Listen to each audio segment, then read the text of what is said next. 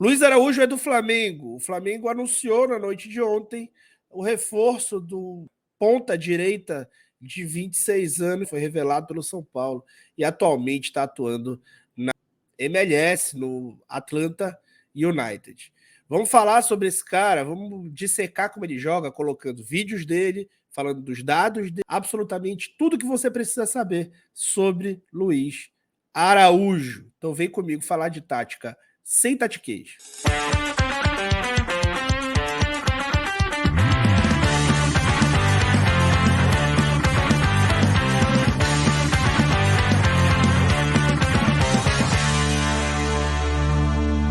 Você quer fazer análise como um profissional? Então eu indico para você o curso da comunidade Mestres da Análise, que por R$ 97,00 vai te ensinar os princípios básicos da análise de desempenho. Você vai aprender a analisar nesse curso lá da comunidade Mestres da Análise, que está em promoção. O valor dele é R$ 500, normalmente está saindo por R$ 97,00 só para os inscritos no canal do Falso 9.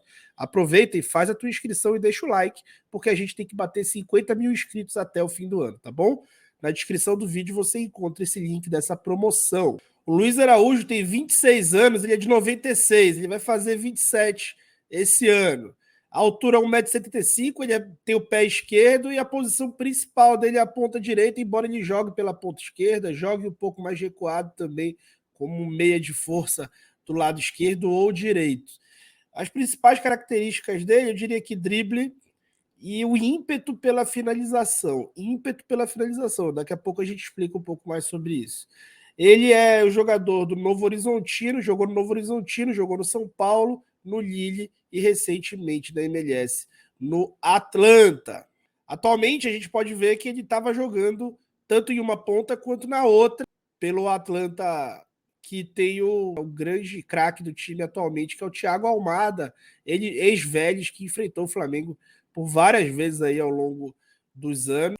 Então a gente vendo o Luiz Araújo jogar, vai ver que ele é um cara que segura bastante a bola e gosta de correr com ela e que ele tem o drible, né? Ele é um cara diferente em termos de drible e especialmente a mudança de direção e força, né? Ele tem muita força nessa condução e gosta de carregar a bola.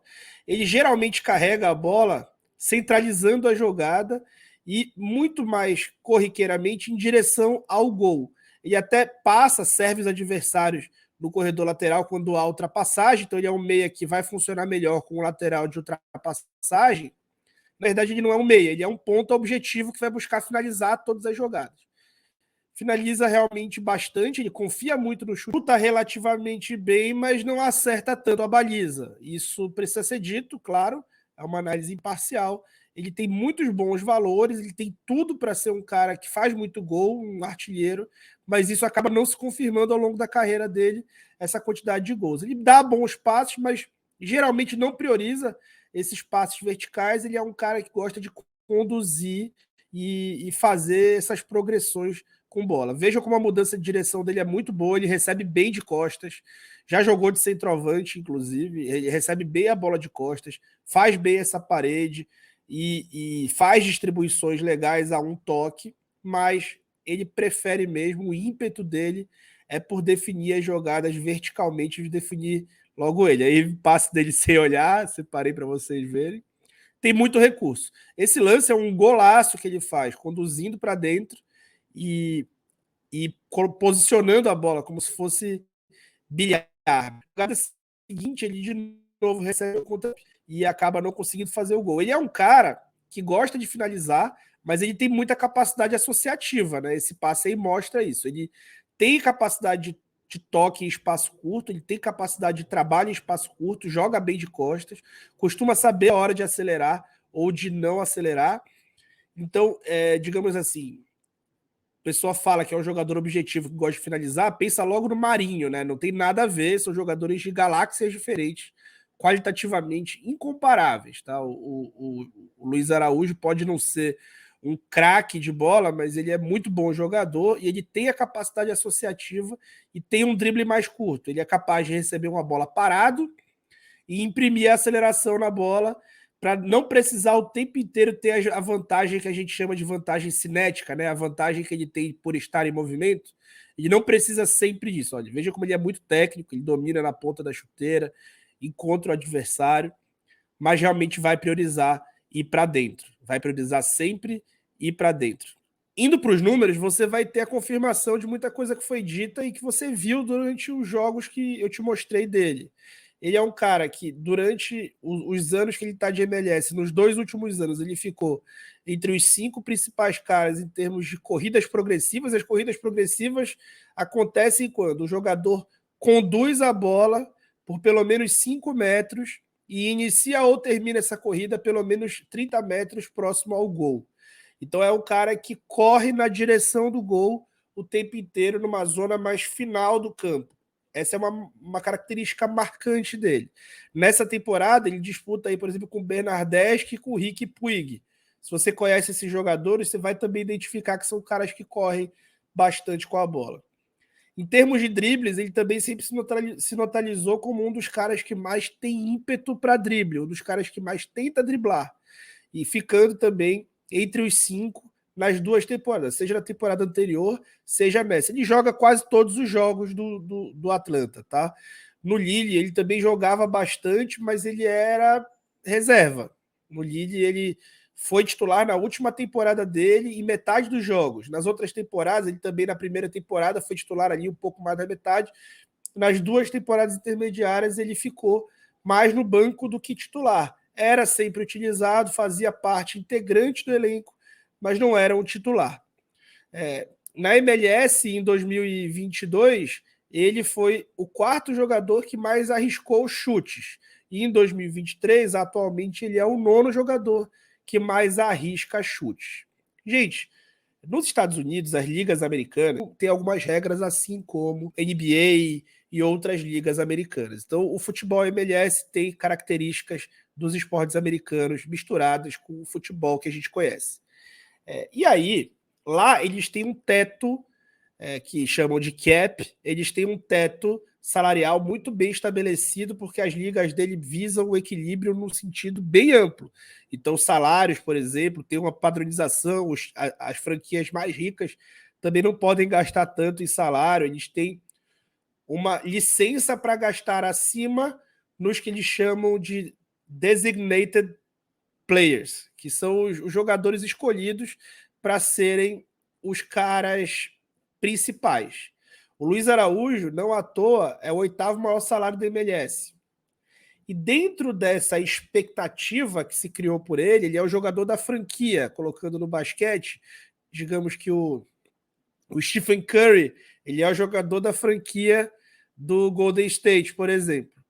E levando para a MLS, que é um esporte americano misturado com futebol, essa liga, ele teria que ser o cara do time para dar certo pelo que ele ganha. O Thiago Almada, que é o cara do time da forma factual, ele é o cara novo, então ele recebe o salário por young player lá, por jogadores jovens. E o Luiz Araújo tem recebido críticas, sim, e aí eles são um povo muito acostumado em estatística, em scout, e eu seria aqui um pouco hipócrita, porque eu falo tanto em dados, se eu não falasse para vocês um pouco disso, uma vez que eu obtive essa informação, através de leitura. Acontece que ele tem uma eficácia baixa nas finalizações. Ele é um dos caras que mais finaliza na liga, e isso não se traduz em gols.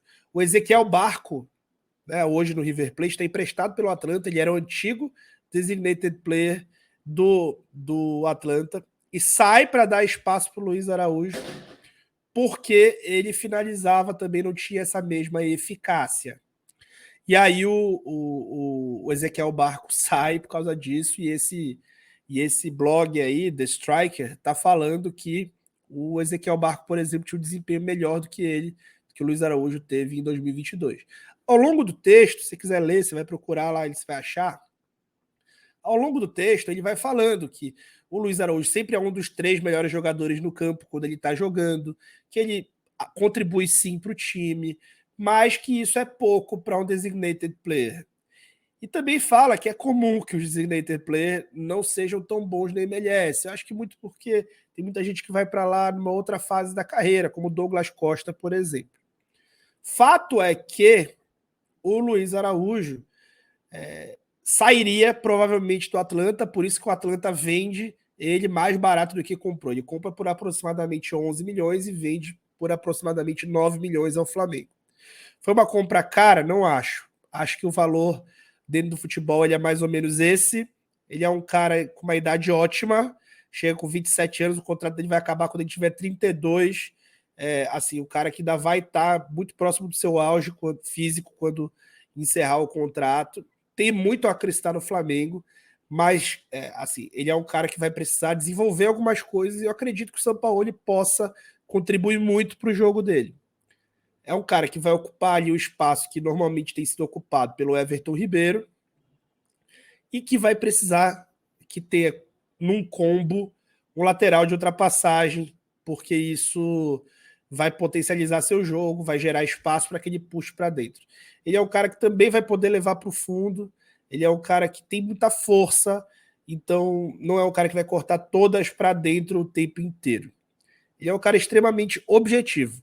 Então ele vai cortar para dentro ou para fora e vai carregar muitas vezes ou até vai passar, mas ele vai sempre buscar o gol. Eu gosto do futebol dele, tá? Gosto muito do futebol dele desde que ele jogava no São Paulo. Mas aqui, assim, não é um cara que chega numa fase incontestável de vida e de carreira e que o outro clube lamenta a sua perda. Não, o outro clube planejava já, caso ele não desenvolvesse como um designated player que eles chamam nessa temporada, ele já seria vendido. E isso acontece para o Flamengo, que pode sim esperar um ótimo desempenho do atleta. Tá bom? Então é isso. Deixa o teu like aí, se inscreve no canal. Não esquece de aproveitar a promoção da comunidade Mestre da Análise com o curso Explorando o Jogo, saindo por R$ 97,00, pagamento único, tá? Não é 97 por mês, não. Tu ainda pode parcelar esse valor. Beleza? Fui!